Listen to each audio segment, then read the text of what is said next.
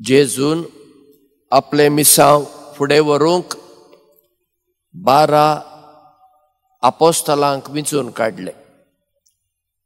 आतां 12 कित्याक, 11 कित्याक न्हय, 13 कित्याक न्हय असो कोणाकूय प्रश्न पडूं येता. 12 इतल्याकूच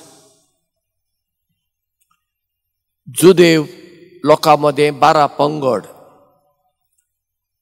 आनी ते पंगड कित्याक अब्राहम मूळ पुरुश, अब्राहमाचो पूत इजाक, इजाकाचो पूत जाकोब, जाकोबाक 12 पूत, आनी ह्या 12 पुतांथावन जुदेव परजा फुडें आयली. देखून जेजून 12 जाणांक विंचून काडले जायत, पूण ताणें त्या 12 पंगडांतल्या एकल्याक विंचूंक ना.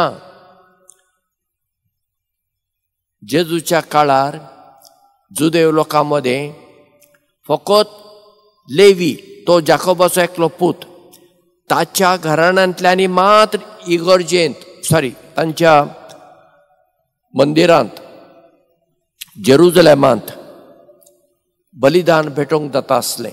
म्हणजे बापय जर पाद्री, पूत पाद्री, दुसऱ्यांनी जावंक जायना.